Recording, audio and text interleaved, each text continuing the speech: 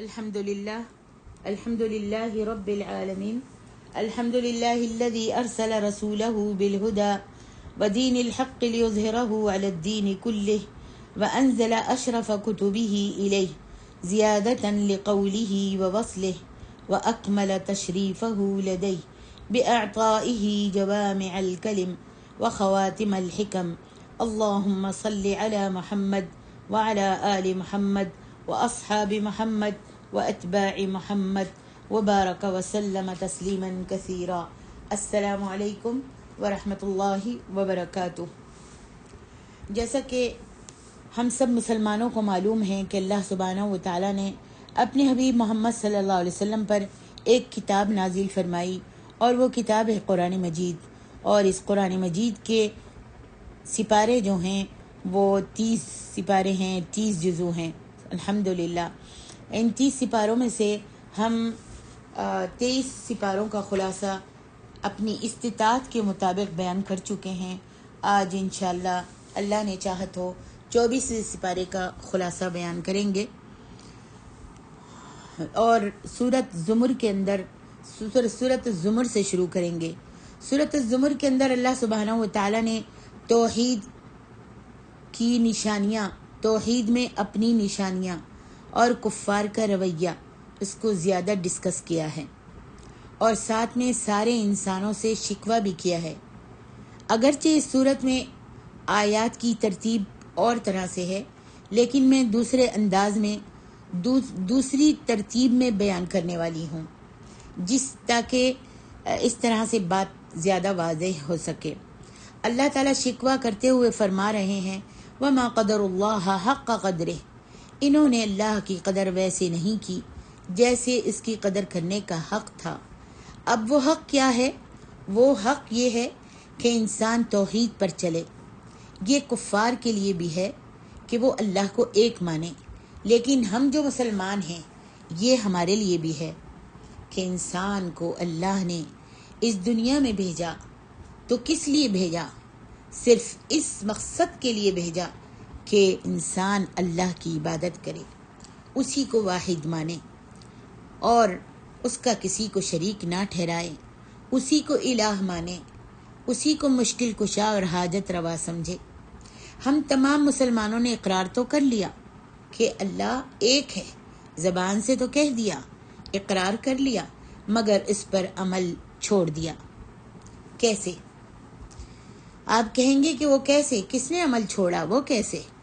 وہ اس طرح کہ ہم میں سے کتنے ہی لوگ ہیں، آج ہمارے معاشرے میں کتنے ہی لوگ ہیں جو صبح اٹھتے ہیں، کماتے بھی ہیں، کھاتے پیتے بھی ہیں، خاندان کو بھی دیکھتے ہیں، رسم و رواج کو بھی دیکھتے ہیں، اور رات کو سوتے بھی ہیں. یہ ہماری سب کی روز کی روٹین ہو رہی ہے. ہم مسلمانوں نے اس دنیا میں انجوائے کرنا شروع کر دیا، اور جو اصل مقصد تھا جس کے لیے اللہ تعالیٰ نے ہم کو پیدا کیا تھا، اللہ کی عبادت اور اس کو راضی کرنا، وہ ہم سب نے چھوڑ دیا ہے. اللہ ماشاء اللہ. اللہ تعالیٰ نے یہ زندگی عبادت کے لیے دی اور اسباب فراہم کیے کہ ان اسباب پہ چل کے تم طاقت حاصل کرو اور اللہ سبحانہ و تعالیٰ کی عبادت کرو. لیکن ہم نے کیا کیا؟ مسلمانوں نے، آج لوگوں نے کیا کیا؟ ہم ان اسباب ہی میں پھنس کر رہ گئے. کھانا پینا، شادی بیاہ، کاروبار اور ان ساری چیزوں میں لگ کر ہم بھول گئے کہ ہمارا اصل مقصد کیا ہے. ہمیں کیا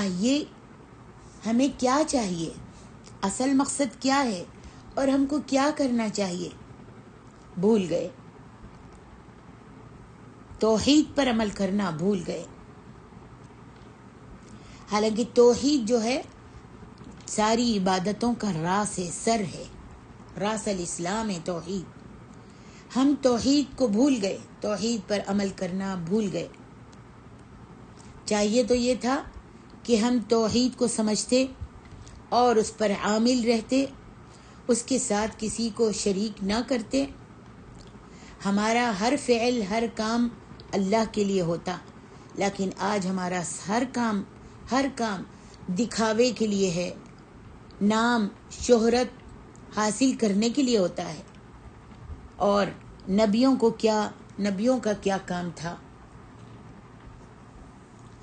نبی اپنی ہر عبادت، اپنا ہر کام کس کے لیے کرتے تھے؟ فرمایا قل ان صلاتی و نسکی و محیای و مماتی للہ رب العالمین۔ آپ نے فرمایا میرا جینا، میرا مرنا، میری نماز، میری قربانی، ہر چیز اللہ کے لیے ہے۔ میری نیت یہ ہو کہ اللہ اس کام سے راضی ہو جائے۔ اور آج ہمارے سارے کام آج کا دن گزرنے اور دنیا گزارنے کے لیے ہوتا ہے، یا لوگوں کو دکھانے کے لیے ہوتا ہے، تو یہ غلط ہے۔ آج ہم سب کو اگلے دن کی فکر لگی رہتی ہے، کل کا کیا کرنا ہے، کل کیا کھانا ہے، کل جو آئے گا اس کے ساتھ میں نے کیا کرنا ہے، کیسے سونا ہے، کہاں جانا ہے، کیا پہننا ہے، کیا اوڑھنا ہے، کیا دینا ہے کسی کو، اگلے دن کی فکر لگی رہتی ہے۔ حالانکہ اصل فکر ہم کو یہ ہونی چاہیے کہ میں نے اللہ کی کتنی عبادت کی اور کل میں نے کیا عبادت کرنی ہے، آج میں نے اللہ کی کتنی عبادت کی اور میں نے کتنی نافرمانی کی، یہ فکر ہونا چاہیے۔ رات کو جب لیٹیں تو یہ سوچیں کہ آج میں نے پورے دن کتنی عبادت کی، اللہ کی رضامندی کے کتنے کام کیے اور کتنی نافرمانیاں کی کہ جس سے اللہ میرا ناراض ہو، اور پھر ہم معافی مانگیں۔ انسان کا ہر کام، ہر طلب، ہر فعل اس بات پہ شروع ہو اور اس بات پہ اگر ختم ہو کہ اللہ سبحانہ و تعالیٰ میرے اس فعل سے جو آج میں نے نیکی کے کام کیے ہیں، اللہ تعالیٰ میرے اس کام سے، اس فعل سے راضی ہو جائے۔ ہم کو رات کو یہ فکر کر کے اور اپنی غلطیوں کو یاد کر کے معافی مانگ کے سونا چاہیے، لیکن ہماری فکریں بالکل ہی علیحدہ ہیں، آخرت کی تو فکر ہی نہیں ہے۔ ہم تو سمجھتے ہیں کہ ہم نے مرنا ہی نہیں ہے اور ہم نے قبر میں بھی نہیں جانا، ہم بس یہاں پر کھانے پینے اوڑھنے، بچے پیدا کرنے اور برادری رشتہ داروں سے مناسبات میں، پارٹیوں میں، پکنکوں میں اور مولات میں جانے کے لیے پیدا کیے گئے ہیں۔ کھاؤ پیو اور عیش کرو اور سو جاؤ، پھر دوسرے دن اٹھ کر انہی کاموں میں لگ جاؤ۔ ہمیں کوئی خیال نہیں آتا کہ ہم دیکھیں کہ ہم کو اللہ سبحانہ و تعالیٰ نے اتنی جو دنیا جہان کی نعمتیں دی ہیں تو کس لیے دیے ہیں؟ یہ سارے اسباب جو ہم کو فراہم کیے ہیں تو کس واسطے اللہ تعالیٰ نے ہم کو یہ عیش و آرام دیا ہے؟ کس لیے کہ اللہ سبحانہ و تعالیٰ ہمارے سونے سے اٹھنے سے پہلے صبح کو سورج آسمان پر ہماری روشنی کے لیے دے دیتا ہے۔ اللہ اکبر کہ لو اب تمہارا معاش کا وقت شروع ہو گیا، تمہاری عیاشی کا دن شروع ہو گیا، اور جب یہ معاش کا وقت شروع ہو گیا، گھومنے پھرنے کے لیے اللہ نے یہ روشنی دے دی، کمانے کھانے کے لیے، تو ہم اس کو عیاشیوں میں گزارتے ہیں۔ اللہ کی ان آنکھوں کی بصارت سے ناجائز فائدے اٹھاتے ہیں اور غلط کام کرتے ہیں۔ اللہ کی رضامندی والے کام ہم نہیں کرتے۔ اللہ ہم کو اپنی ان آنکھوں کی بصارت سے اپنی مرضی کے کام، اپنی مرضی کی چیزیں دیکھنے کی توفیق عطا فرمائے، اور ہمارے پیروں سے اللہ تعالیٰ وہ کام کرائے، اس جگہ لے جائے جس جگہ سے اللہ تعالیٰ راضی ہوتا ہے، یعنی مجالس ذکر میں، مسجدوں میں، نماز میں ہمارے ان قدموں کو چلائے، اور اللہ سبحانہ و تعالیٰ ہمارے ان کانوں سے وہی بات سنوائے جو اللہ سبحانہ و تعالیٰ جس سے راضی ہوتا ہے، جس سے گناہ نہیں ملتا، اور جن چیزوں کے سننے سے غیبت ہے، چغلی ہے، جاسوسی ہے، گانے ہیں، بجانے ہیں، یہ ساری چیزوں کے سننے سے ہم سب کو بچائے تاکہ اللہ ہم سے راضی ہو جائے۔ فرمایا اللہ تعالیٰ نے اس سورت کے شروع میں فرماتے ہیں فَاعْبُدُوا اللَّهَ مُخْلِصًا لَهُ الدِّينَ، اللہ کی عبادت کرو،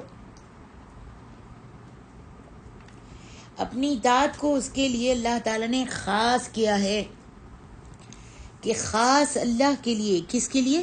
خاص اللہ کے لیے عبادت کرو، میری عبادت کرو اور اس کی رضا کے لیے عبادت کرو۔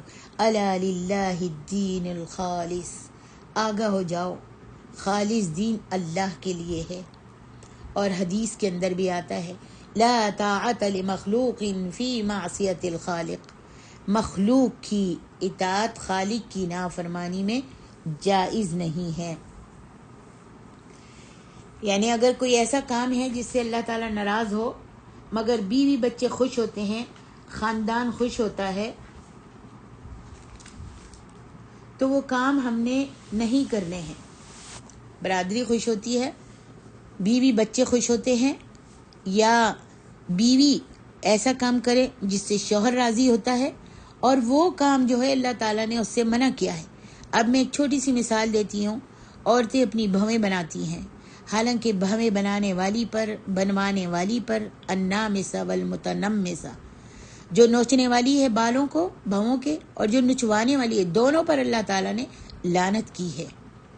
آج عورتیں کہتی ہیں جب وہ اپنی بھووں کے بال بناتی ہیں تو کہتی ہیں میرے شوہر کو بڑے پسند ہیں، اور جب میرے بھویں جو ہیں بال ذرا ٹیڑھے میڑھے ہو جاتے ہیں تو میرے شوہر کو اچھی نہیں لگتی، وہ ناراض ہوتے ہیں۔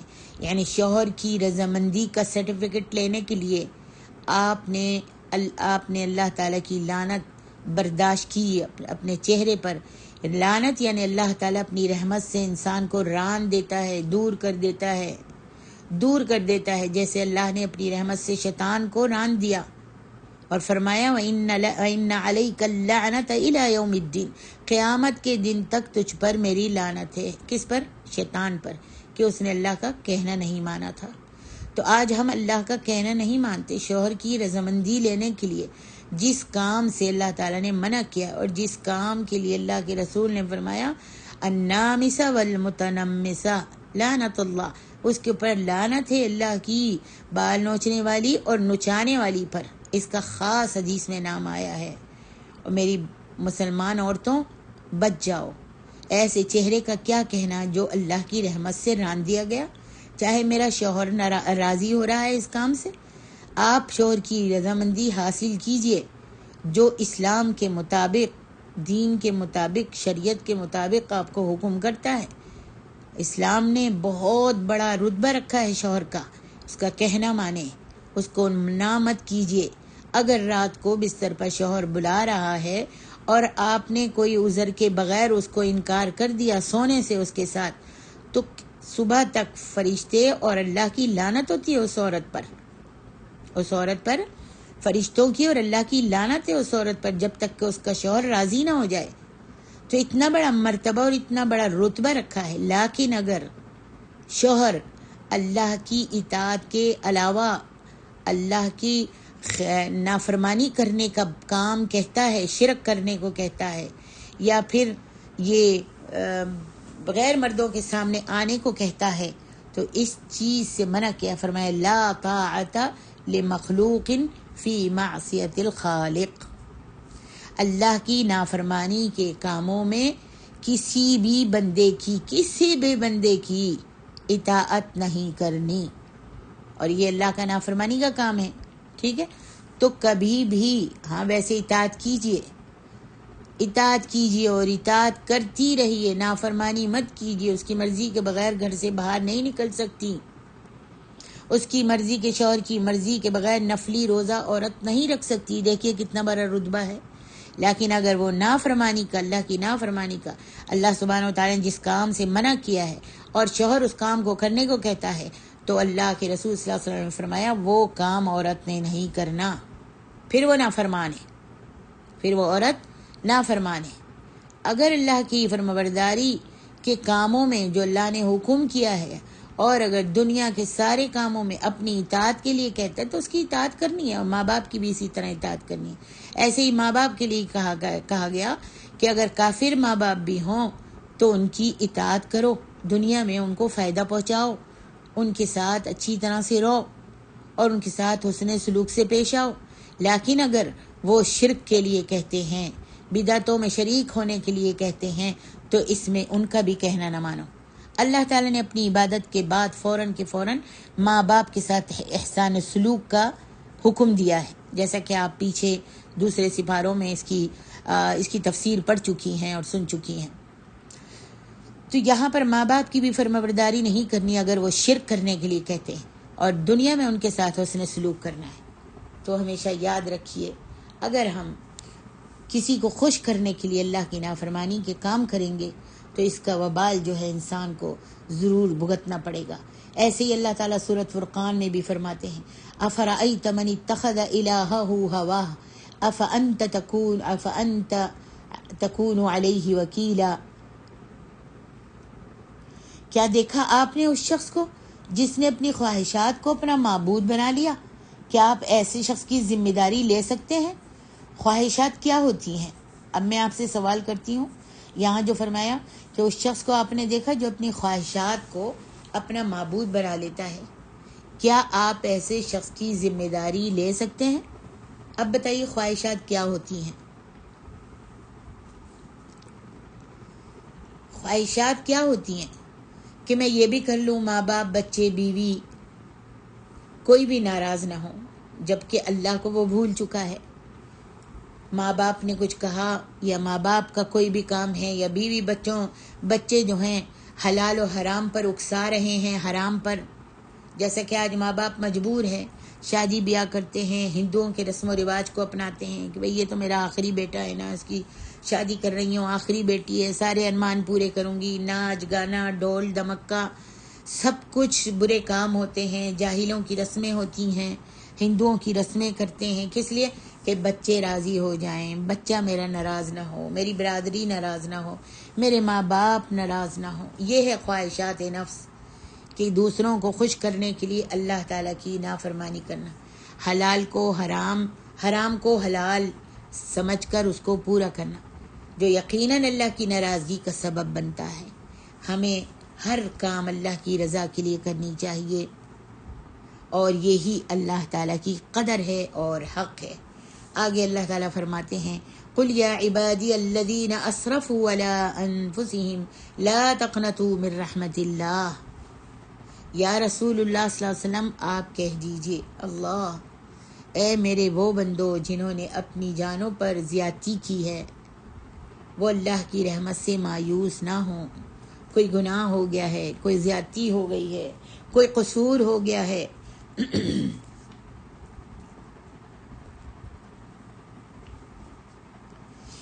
اللہ کے احکام میں گناہوں میں حد سے زیادہ تجاوز کر گئے ہو، آگے بڑھ گئے ہو، تو اللہ کی رحمت سے مایوس نہ ہو. ان اللہ یغفر الذنوب جمیعا.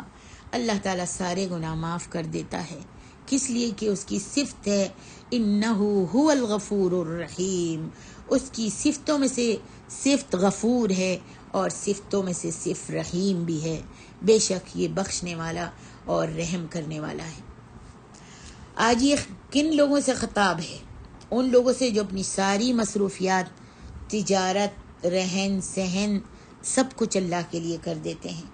پھر ان سے کوئی غلطی کوئی گناہ ہو جاتا ہے، ہر کام اللہ کے لیے کرتے ہیں، تجارت بھی بڑی عدل سے اور حلال طریقے سے کرتے ہیں، ان کا رہنا سہنا بھی سب اللہ کی رضامندی کے جیسا ہے، اللہ کی کو رضامند کرنے جیسا ہے. پھر ان سے کوئی غلطی کوئی گناہ ہو جاتا ہے تو ایسے لوگوں کو اللہ سے مایوس نہیں ہونا چاہیے. اللہ سبحانہ و تعالیٰ ضرور اس کی مدد کرتے ہیں اور جب وہ معافی مانگتے ہیں تو اللہ ان کے گناہوں کو معاف کر دیتے ہیں. مگر اگر کوئی اللہ کو بھول کر اپنی ہی دنیا میں مست رہے گا تو پھر اللہ بھی اس کو سیدھا راستہ نہیں دکھاتے. بھول کر، اللہ کو بھول کر اور جان بوجھ کر اللہ کو بھول کر اپنی ہی دنیا میں مست رہے، عیاشیوں میں لگا رہے، دنیا میں لذتیں اٹھاتا رہے تو پھر اللہ بھی اس کو سیدھا راستہ نہیں دکھاتے، اس کو توفیق نہیں ہوتی. پہلے انسان اپنے ہر کام میں اللہ کی خوشنودی کو لائے، پھر اگر گناہ ہو جائے تو پھر اللہ فرماتا ہے اس پر مایوس مت ہو اللہ سے. ان گناہوں میں سے کچھ گناہ ایسے ہیں جن پر معافی نہیں ہے، جیسے شرک. ہاں اگر شرک سے بھی معافی کر لیتا ہے اور دوبارہ سے شرک نہیں کرتا تو اللہ اس کو بھی معاف کر دیتا ہے.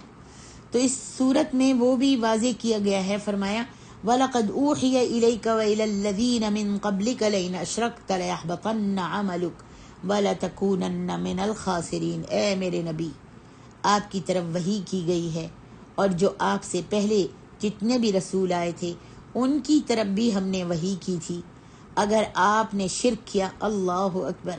یہاں اللہ تعالیٰ اپنے حبیب کو کہہ رہے ہیں لئن اشرکتا، اگر آپ نے بھی شرک کیا تو آپ کے لیحبطن عملک، تو آپ کے سارے نیک اعمال ختم ہو جائیں گے، ضائع ہو جائیں گے، آپ خسارہ پانے والوں میں سے ہو جائیں گے. اور نعوذ باللہ انبیاء سے تو شرک نہیں ہوتا. انبیاء تو اللہ کے منتخب پسندیدہ بندے ہوتے ہیں، لیکن ان کی مثال دے کر سمجھایا جا رہا ہے کہ اگر ایسے پاکیزہ معصوم انسان بھی شرک کریں گے تو ان کے بھی تمام اعمال برباد ہو جائیں گے. تم ساری زندگی نیکیاں کرتے ہو، لیکن تمہارے اندر وہ توحید نہیں ہے جو اللہ کو مطلوب ہے. اللہ جس کا طلبگار ہے، جس توحید کو چاہتا ہے، تو جتنے بھی نیک اعمال کر لو پہاڑوں کے برابر، اور اگر توحید نہیں ہے اور تم شرک کرتے ہو اللہ کے ساتھ، تو جتنے بھی پہاڑوں کے برابر اعمال ہے نا، سب بیکار چلے جائیں گے. انسان کو ہر قسم کے شرک سے بچنا چاہیے اور اللہ تبارک و تعالیٰ کی رضا کی فکر کرنی چاہیے. ہر کام اللہ کی رضا ناراضگی والا جو ہے اس کو چھوڑ دینا چاہیے. توحید جو ہے وہ صرف زبانی اقرار کا نام نہیں ہے کہ منہ سے کہہ دیا لا الہ الا اللہ اور پھر ہم شرک و بدعت سب کچھ کرتے رہے، تو زبان سے اقرار کا نام نہیں ہے، بلکہ توحید لا الہ الا اللہ کی 7 شرطیں ہیں. اس کو سبحان اللہ علم کے ساتھ، صداقت کے ساتھ، قبولیت کے ساتھ، محبت کے ساتھ اور اخلاص کے ساتھ اس توحید کا اقرار کرنا ہے. دل کی گہرائیوں کے ساتھ، تابعداری کے ساتھ اس کا اقرار کرنا ہے، اور ہمارے ہر عمل میں للہیت نظر آنی چاہیے. اس کے بعد سورۃ غافر شروع ہوتی ہے. اس کے اندر اللہ تعالیٰ نے دیگر اقوام کے واقعات کچھ بیان کیے ہیں. پچھلی صورتوں کی طرح اس صورت میں ایک آیت تکرار کے ساتھ آئی ہے، فَادْعُوهُ مُخْلَصِينَ لَهُ الدِّينَ، اللہ تعالیٰ کو خالص اسی کے لیے پکارو. اللہ اکبر. اور پچھلی صورت میں تھا فَاعْبُدُوا اللَّهَ مُخْلِصًا لَهُ الدِّينَ، اسی کی عبادت کرو. یہاں دعا کا ذکر ہے. اللہ فرماتے ہیں ہر قسم کی دعا، ہر قسم کی پکار، ہر قسم کی مدد وہ خالص مجھ سے مانگنی ہے، کسی اور سے نہیں مانگنی، کسی اور سے نہیں مانگنی، کسی اور کے آگے ہاتھ نہیں پھیلانے، کسی سے دعا نہیں مانگنی، حاجت نہیں طلب کرنی. یہ حکم دینے کے بعد اللہ تعالیٰ نے کتنی جگہ پر جنت، جہنم اور اپنی نشانیوں کا اس صورت میں ذکر کیا ہے. ان کی طرف توجہ دلائی ہے کہ دیکھو یہ سارے کام میں ہی کرتا ہوں، بارشیں میں برساتا ہوں، اولاد میں دیتا ہوں، بڑا میں کرتا ہوں، عزت میں دیتا ہوں، ذلت میں دیتا ہوں، مارتا بھی میں ہوں، یہ سارے کام میں ہی کرتا ہوں. تو صرف مجھے ہی پکارو نا، مجھے ہی خالص اللہ کہو، میری ہی عبادت کرو، یہ صرف میں ہی ہوں. اللہ کتنا پیارا انداز ہے. کہا یہ ساری چیزیں میں کرتا ہوں، میں دیتا ہوں تمہیں، میں عنایت کرتا ہوں، تو صرف میں ہی ہوں نا. یہ کسی اور کے شان کے لائق ہے ہی نہیں کہ وہ تمہیں کچھ دے سکے، تمہیں بیٹا بیٹی دے سکے. کسی کے لائق نہیں، نہ پیر، نہ فقیر، نہ ولی، نہ اولیاء، نہ انبیاء، کسی کے لائق نہیں ہے کہ وہ کچھ آپ کو دے سکے، آپ کو مہیا کر سکے. کیونکہ یہ پیر، فقیر، اولیاء، صالحین، بزرگان دین، یہ سب فقیر ہیں، میرے محتاج ہیں. کیا فرمایا؟ یا ایھا الناس، یہاں ناس میں سارے لوگ آ گئے، پیر، فقیر، اولیاء، انبیاء، بزرگان دین، جن، بھوت، شیطان، سب کے سب آ گئے. یا ایھا الناس، اے لوگو، انتم الفقراء الی اللہ، یہ سب تم سب کے سب کس کے محتاج ہو؟ الی اللہ، اللہ کے محتاج ہو. اللہ اکبر. فقیر ہو میرے در کے، حقیر ہو میرے سامنے، بھیک منگے ہو، اور یہ جتنے بھی ہیں جن کو تم میرے سوا پکارتے ہو، میرا شریک ٹھہراتے ہو، میری زمین پر چلتے ہو، میری آسمان کی چھت کے نیچے رہتے ہو، میں کھلاتا ہوں، میں سلاتا ہوں، میں جگاتا ہوں، میں سلاتا ہوں، سوتا نہیں ہوں، میں کھلاتا ہوں، کھاتا نہیں ہوں. اللہ اکبر. میں تمہارا انتظام کرتا ہوں، میں تمہاری نگہباشت کرتا ہوں، بیمار ہوتے ہو میں شفا دیتا ہوں، تندرست ہوتے ہو میں بیمار کرتا ہوں۔ اللہ اکبر، جب میں ہی ہوں دینے والا کرنے والا، اور تو پھر تم میرے در کو چھوڑ کر غیروں کو پکارتے ہو، یا علی مدد، یا رسول اللہ مدد، یا پیران پیر مدد، یا دستگیر مدد، یا غوث اعظم مدد، حالانکہ غوث اعظم میں ہوں، فریاد رس میں ہوں، مجھ کو پکارو۔ یہ تو خود ان کو تو میں نے پیدا کیا ہے، یہ تو اپنی موت کو نہ بچا سکے، اپنی موت کو نہ ٹال سکے۔ اگر موت کو ٹال سکے ہوتے تو آج اپنی قبروں میں نہ ہوتے اور تم ان کے پجاری نہ ہوتے۔ اللہ اکبر، یہ نہ کچھ پیدا کر سکتے ہیں، نہ کچھ بنا سکتے ہیں، نہ کچھ ان کی حیثیت ہے۔ یہ سب محتاج تھے، محتاج ہیں، پہلے بھی محتاج تھے، آج بھی محتاج ہے، مرنے کے بعد بھی محتاج ہو گئے۔ ان کو نہلایا گیا، کفنایا گیا، پھر لے جا کر ان کو دفنایا گیا۔ محتاج تھے، آج بھی یہ محتاج ہیں اور محتاج ہی رہیں گے۔ اللہ کہتا ہے میں ہی تمہارا رب ہوں، انا ربک انا ربکم اللہ فادعوہ مخلصین لہ الدین فاعبدوا اللہ مخلصا لہ الدین، خالص مجھ کو پکارو، میری عبادت کرو، میرے نام کی نظر و نیاز دو، میرے محتاج بن کے رہو۔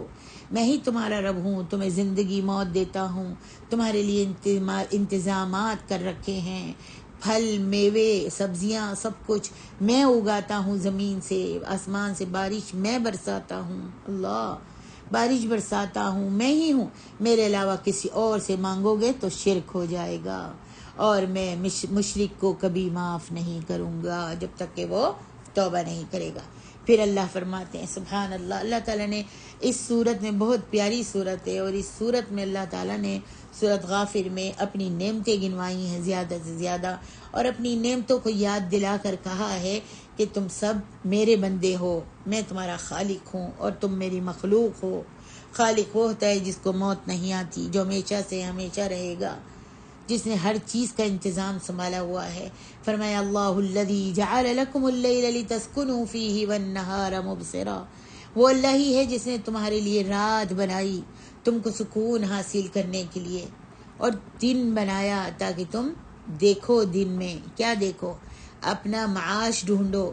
دن میں اجالا کیا، تم ادھر ادھر جاؤ، اپنے سفر کرو، لوگوں سے ملو، اپنے معاش کو تلاش کرو۔ اللہ اکبر۔ فرمایا ان اللہ لذو فضل علی الناس، بے شک اللہ تعالیٰ بہت فضل والا ہے، ولیکن اکثر الناس لا یشکرون، لیکن لوگ، بہت سارے لوگ جو ہیں وہ شکر نہیں کرتے۔ اللہ، اس کا کیا مطلب ہے؟ اس کا کیا مطلب ہے کہ بہت سارے لوگ ایسے ہیں جو شکر نہیں کرتے؟ یعنی بیماری میں شفا اللہ سے لینا، اولاد اللہ سے لینا، رزق اللہ سے لینا، سب کچھ اللہ دیتا ہے۔ آنکھوں کی بینائی اللہ نے دی، ہنساتا وہ ہے، رلاتا وہ ہے، بیماری وہ لاتا ہے، صحت عافیت وہ دیتا ہے، جس کو بیٹے کی ضرورت اس کو بیٹا، جس کو بیٹی کی ضرورت اس کو بیٹی۔ اللہ اکبر، ہر چیز وہ دیتا ہے، ہر چیز۔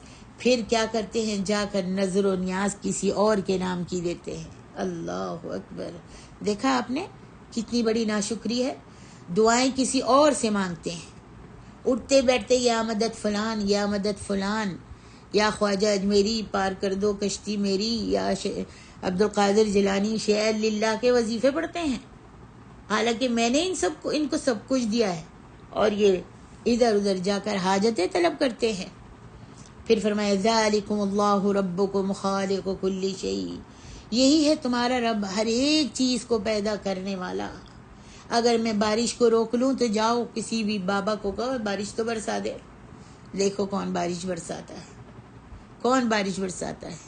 بارش جب تک اللہ حکم نہ دے نہیں برس سکتی، جیسا کہ آپ نے پڑھا ہے 5 چیزوں کا علم اللہ کو ہے۔ بارش کب برسے گی کسی کو نہیں معلوم، ماں کے پیٹ میں کیا ہے کسی کو نہیں معلوم۔ تو اللہ اکبر، اللہ فرماتے ہیں کہ خالق تو میں ہوں، ہر چیز کا دینے والا پیدا کرنے والا میں ہوں، لا الہ الا ہو، اس کے علاوہ کوئی الہ، کوئی معبود، کوئی پرستش کے قابل ہے ہی نہیں۔ فَأَنَّا تُؤْفَكُونَ، دیکھیں کتنے پیارے الفاظ ہیں۔ فَأَنَّا تُؤْفَكُونَ كَذَلِكُمُ اللَّهُ رَبُّكُمْ خَالِقُ كُلِّ شَيْءٍ لَا إِلَٰهَ إِلَّا هُوَ فَأَنَّا تُؤْفَكُونَ۔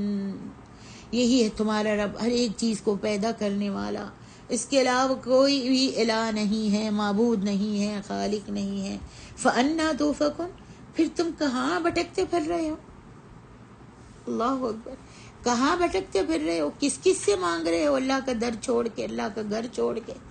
کس کس کے در پہ جا کر اپنے ماتھوں کو پٹک رہے ہو؟ کس کس کے نام کی نظر و نیاز دے رہے ہو؟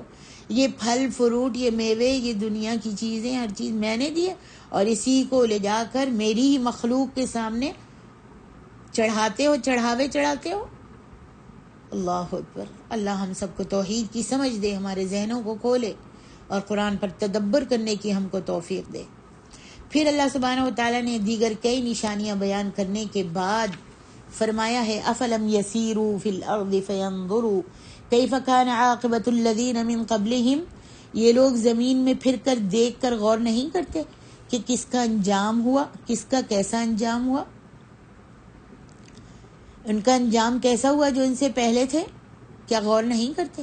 کانوا اکثر منہم واشد قوۃ واثارا فی الارض، وہ ان سے تعداد میں بھی بہت زیادہ تھے، جن کا انجام اللہ تعالیٰ نے جن کو عذاب دیا، جن کو غرق کر دیا، جن کو چیخوں چنگاڑوں سے ان کے دلوں کو حلق تک لے آیا، جن کو زمین میں دھسا دیا، جن کو سمندر میں غرق کر دیا، جن کے اوپر آسمان سے چنگاڑ آئی، جن کی بستیوں کو زمین سے لے جا کر آسمان تک وہ نیچے پلٹ دیا۔ کانوا اکثر منہم واشد قوۃ واثارا فی الارض، وہ جن کو میں نے اتنا برباد کیا اور ہلاک کیا، وہ تو ان سے بھی زیادہ تعداد میں بہت زیادہ تھے، یعنی ان سے زیادہ ان کی تعداد تھی، اور وہ اتنے قوی تھے، قوت والے تھے، اتنے لمبے لمبے ان کے جسم تھے کہ وہ پہاڑوں کو کاٹ کاٹ کر گھر بنا لیتے تھے۔ اللہ اکبر، وہ اتنی قوت والے تھے۔ فما اغنی عنہم ما کانوا یکسبون، تو ان کے کچھ بھی کام نہیں آیا جو وہ کماتے رہتے تھے، جو انہوں نے محل بنائے تھے، انہوں نے حویلیاں بنائی تھی، پہاڑوں کو کاٹ کاٹ کر گھر بنائے تھے انہوں نے، وہ جب عذاب آیا تو ان کے وہ جو بھی کچھ کام کرتے تھے ان کے کچھ بھی کام نہیں آیا۔ یعنی انہوں نے ہماری طرح دل و جان لگا کر کام کر کر کے اتنے محل، اتنے کاروبار کھڑے کیے اور اللہ کو بھول گئے، اس کی عبادت کو چھوڑ دیا۔ پھر جب اللہ کی پکڑ آئی تو ان کی ساری محنت، مال و دولت، محل، گھر بار، سب کچھ ان کے کام نہیں آیا، کیونکہ یہ ساری چیزیں عارضی ہیں، یہ صرف دنیا کے فائدے ہیں، دنیا کی چیزیں ہیں، اور کیا ہوگا، دنیا میں ہی رہ جائیں گی، کیونکہ دنیا خود عارضی جگہ ہے، دار العمل ہے، دنیا فانی ہے۔ جو چیز کام آنے والی ہے وہ اللہ کی اطاعت ہے، اور اطاعت بھی کون سی؟ خالص، مخلص ہو کر اسی کو پکارو، اسی کی عبادت کرو، صرف یہ کام آئے گا۔ فرمایا فلما جاءتهم رسلهم بالبینات، جب ان کے پاس رسول پہنچے ہماری نشانیاں لے کر، ہمارے معجزات لے کر، فرحوا بما عندهم من العلم، جو ان کے پاس پہلے سے علم تھا نا، وہ اس پر اتراتے رہے، خوش ہوتے رہے، اس نئی بات کو انہوں نے جاننے کی کوشش ہی نہیں کی۔ جو پیغمبر لے کر آئے تھے بینات، معجزات، انہوں نے اس کو جاننے کی کوشش ہی نہیں کی۔ اللہ اکبر۔ اور جو ان کے پاس پہلے ان کے پاس علم تھا، جو وہ کچھ جانتے تھے، اس پر ہی وہ اتراتے رہے، انہوں نے جاننے کی کوشش نہیں کی کہ یہ رسول کیا معجزات اور کیا کہاں سے یہ بشارتیں اور یہ معجزات لے کر آئے ہیں، انہوں نے جاننے کی کوشش ہی نہیں کی، اللہ کی طرف راغب ہونے کی کوشش ہی نہیں کی، اللہ پر ایمان لانے کی کوشش ہی نہیں کی۔ وحاق بہم ما کانوا بہ یستہزئون، وہ جس پیغام کا، جس رسالت کا، جس حکم کا وہ مذاق اڑاتے تھے، اسی وجہ سے وہ ہلاک کر دیے گئے، اللہ نے ان کو ہلاک کر دیا۔ فلما رأوا بأسنا، جب انہوں نے ہمارے عذاب کو دیکھا، ہائے ہائے، ہمارے عذاب کو دیکھا، قالوا آمنا باللہ وحدہ، جب عذاب کو دیکھا تو کہنے لگے ہم اب ایک اکیلے اللہ پر ایمان لاتے ہیں اور رسول کی رسالت کا اقرار کرتے ہیں۔ وَكَفَرْنَا بِمَا كُنَّا بِهِ مُشْرِكِينَ، اور ہم انکار کرتے ہیں اس سے جو ہم شریک ٹھہراتے تھے۔ جب انہوں نے عذاب کو دیکھ لیا تو کہنے لگے اب ہم ایمان لاتے ہیں۔ اللہ اکبر۔ مگر جب اللہ نے پیغامات بھجوائے تھے، رسول کو بھیجا تھا، اپنے معجزات دکھائے تھے، انہوں نے دلیلیں دکھائی تھیں، تب انہوں نے انکار کر دیا تھا۔ فَلَمْ يَكُ يَنْفَعُهُمْ إِيمَانُهُمْ لَمَّا رَأَوْا بَأْسَنَا۔ یاد رکھیے آج بھی ہم سب کو یاد رکھنا چاہیے کہ جو اللہ تعالیٰ فرماتا ہے جو ہمارا عذاب دیکھنے کے بعد ایمان لایا، اس جو ایمان لاتا ہے اس کا ایمان اس کو کوئی بھی فائدہ نہیں دے گا۔ عذاب دیکھ رہے ہیں کہ اب موت نزدیک آ گئی ہے اور ڈوبنے کا وقت آ گیا ہے، اللہ کے عذابوں نے چاروں طرف سے گھیر لیا۔ اب کہو گے لا الہ الا اللہ، اب کہو گے کہ ہم رسالت کو مانتے ہیں، اب کہو گے کہ ہم نافرمانی سے بچتے ہیں، تو کوئی فائدہ نہیں۔ جب بندے کو پتہ چل جائے کہ اب موت آ رہی ہے اور غرغرے تک جب پہنچ جاتی ہے، حلق تک موت، اور اس وقت انسان توبہ کرتا ہے، کہے کہ میں اب نیک و شریف بننا چاہتا ہوں، تو اس کا کوئی فائدہ نہیں ہوگا۔ اللہ اس وقت کی توبہ کو قبول نہیں کرتا۔ فرمایا سنت اللہ التی قد خلت فی عبادہ، یہ اللہ تعالیٰ کا یاد رکھیے طریقہ ہے جو اس کے بندوں میں ہمیشہ جاری رہا ہے۔ توبہ کرنے کا ابھی وقت ہے، موت کے وقت کی توبہ اللہ قبول نہیں کرتا۔ وَخَسِرَ هُنَالِكَ الْكَافِرُونَ، اس وقت کافر لوگ خسارے میں رہتے ہیں۔ اگر زندگی اللہ کی مرضی کی گزاری ہوگی تو اللہ تعالیٰ قیامت میں بھی ساتھ دیں گے، اور اگر زندگی اپنی مرضی کی گزاری ہوگی، اپنی مرضی سے عیاشی میں گزاری ہوگی، اللہ اور اس کے رسول کے احکام کو نہیں مانا ہوگا، رسول کی فرما برداری تابعداری نہیں کی ہوگی، تو اللہ تعالیٰ اسے عذاب کے حوالے کر دیتے ہیں جو اس نے ایسے بندوں کے لیے تیار کر کے رکھا ہے۔ اللہم احفظنا، اللہ ہم کو توبہ کی توفیق نصیب فرما اور ہماری توبہ کو قبول فرما لے، ہم کو توحید کی سمجھ عطا فرما دے، اور ساری امت محمد کو شرک سے بچا، شرک جیسے کینسر سے ہم سب کو محفوظ رکھ۔ اس کے بعد سورۃ حامیم سجدہ ہے، جسے سورہ فصلات بھی کہا جاتا ہے۔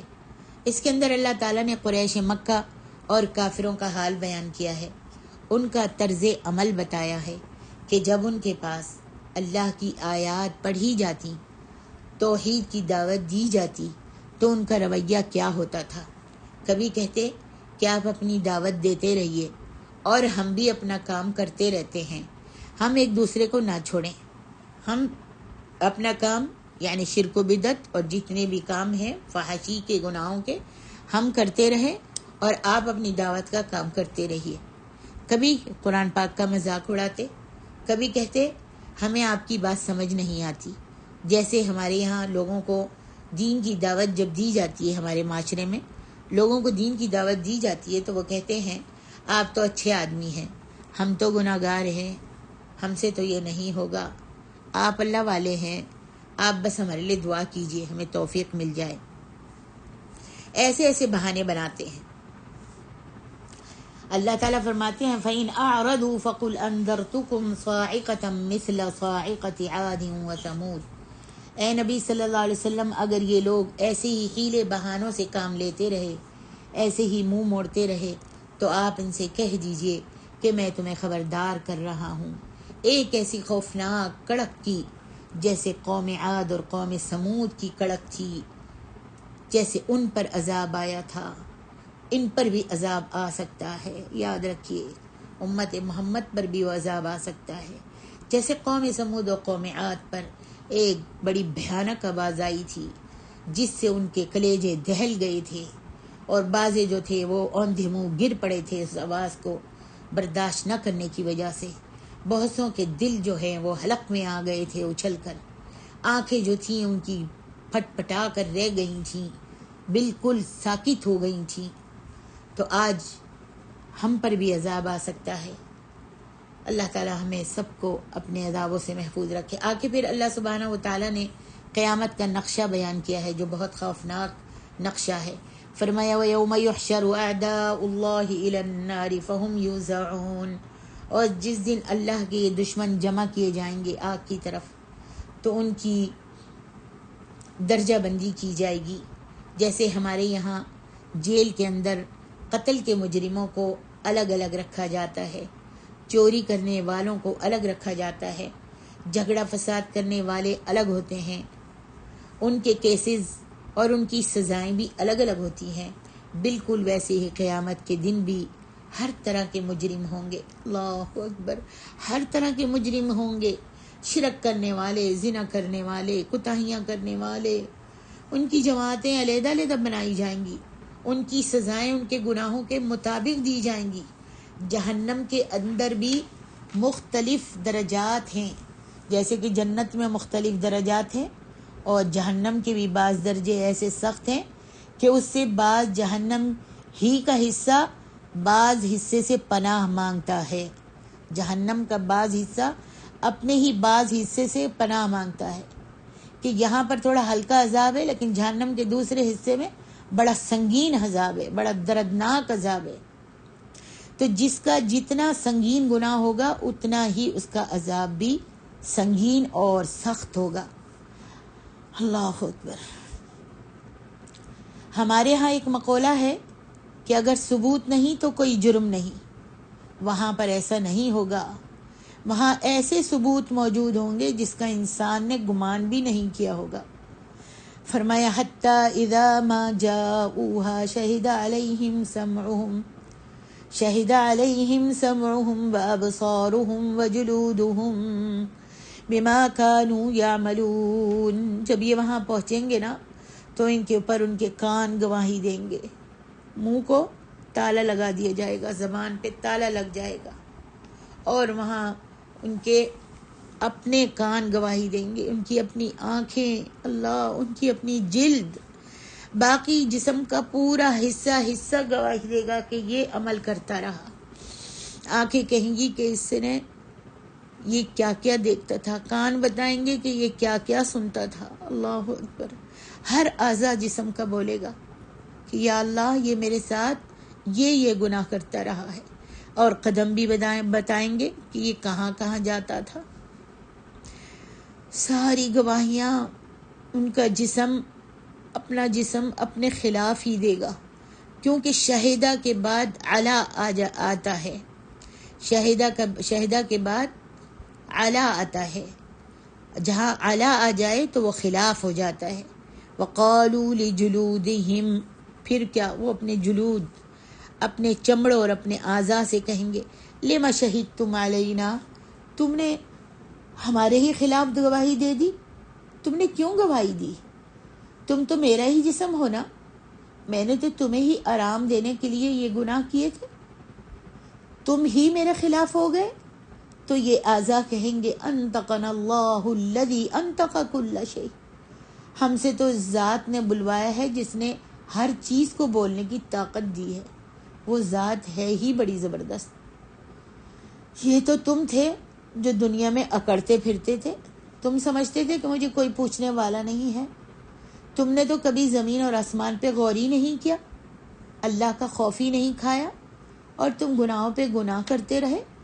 وما کنتم تستترون ان یشہد علیکم سمعکم ولا ابصارکم ولا جلودکم، تم لوگوں سے چھپ جاتے تھے، چھپ چھپ کر گناہ کرتے تھے، رات کے اندھیرے میں گناہ کرتے تھے، تنہائیوں میں گناہ کرتے تھے، خلوت ملتی تو گناہ کرتے تھے، اللہ کو بھول جاتے تھے. لیکن تم اپنے اعضاء سے کیسے چھپ سکتے تھے؟ ہم تو تمہارے ساتھ تھے نا گناہ کرتے وقت. وَلَكِنْ ظَنَنْتُمْ، بلکہ تم کو یہ لگتا تھا، ان اللہ لا يعلم كثيرا مما تعملون، کہ بہت سارے عمل جو تم کرتے ہو وہ اللہ کو پتہ ہی نہیں ہے. ہم تو یہی سمجھتے ہیں کہ اللہ کو پتہ نہیں ہے. تمہارے جسم کے اعضاء ہی یہ سارے اللہ کے گواہ ہیں، گواہی دیں گے تمہارے خلاف، ہمارے خلاف. ذالکم ظنکم الذی ظننتم بربکم ارداکم، تمہارے اسی گمان نے جو تم نے اپنے رب کے بارے میں کیا ہوا تھا تمہیں برباد کر دیا، تباہ کر دیا. اگر آج تم سمجھ لو،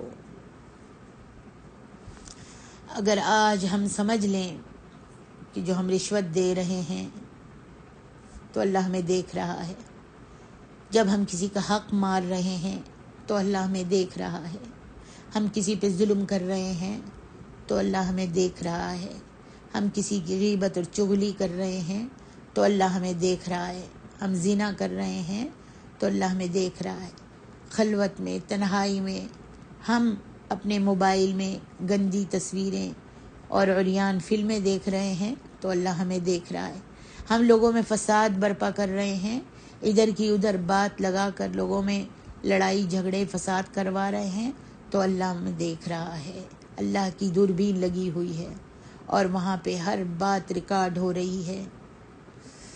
اگر ہم یہ سب گمان کر لیں اور اپنے دماغ میں رکھیں تو کبھی بھی برے کام نہیں کریں گے۔ یہاں اللہ نے بتا دیا ہے کہ اللہ کے گواہ تمہارے پاس موجود ہیں، آج ہم سب کے پاس اللہ کے گواہ، اللہ کے شاہد موجود ہیں۔ یہ ہمارا جسم کل ہمارے خلاف گواہی دے گا اور یہ گواہ ہے ہمارے ساتھ جو رات دن ہمارے ساتھ ہے۔ اللہ اکبر۔ فَأَصْبَحْتُم مِّنَ الْخَاسِرِينَ، بس تم اس گمان کی وجہ سے کہ مجھے کوئی نہیں دیکھ رہا، تم خسارہ پانے والوں میں سے ہوگے قیامت والے دن۔ اللہ تعالی ہم سب کو نیک کام کرنے کی توفیق دے، آنکھوں سے، پیروں سے، ہاتھوں سے، زبان سے، کانوں سے، یا رب العالمین نیکی کے کام کرنے کی، نیکیوں میں سبقت کرنے کی توفیق عطا فرما دے، تاکہ یہ ہمارے جسم کے اعضاء جو ہیں ہمارے خلاف گواہی نہ دیں، بلکہ ہمارے لیے کہیں کہ اللہ ان پیروں سے یہ مسجد میں نماز پڑھنے کے لیے گیا، اللہ ان پیروں سے یہ قرآن کی مجلسوں میں گئی اور وہاں پر جا کر اللہ اور اس کے رسول کے پیغامات سنے، ان آنکھوں سے اس نے قرآن مجید کو پڑھا، ان آنکھوں سے اس نے تفسیر پڑھی، حدیثیں یاد کی، ان کانوں سے اس نے قرآن مجید سنا اور قرآن کو پڑھا، اپنی زبان سے قرآن کو پڑھا، اور ان کانوں سے اللہ اور اس کے رسول کے پیغامات سنے۔ انشاءاللہ اگر ہم یہ نیکی کے کام کریں گے تو ہمارے جسم کے اعضاء ہمارے خلاف نہیں بلکہ ہمارے لیے، ہم کو بچانے کے لیے گواہی دیں گے۔ الحمدللہ۔ اللہم لک الحمد والشکر، اللہم لک الحمد حمدا کثیرا طیبا مبارکا فیہ مبارکا علیہ کما یحب ربنا ویرضا۔ اللہم ارزقنا الاخلاص فی القول والعمل۔ سبحانک اللہم بحمدک، اشہد ان لا الہ الا انت، استغفرک واتوب الیک۔ الحمدللہ 24 پارے کا خلاصہ ختم ہوا۔ اس کے بعد ہم سورۃ الشورى سے اپنا انشاءاللہ پڑھیں گے۔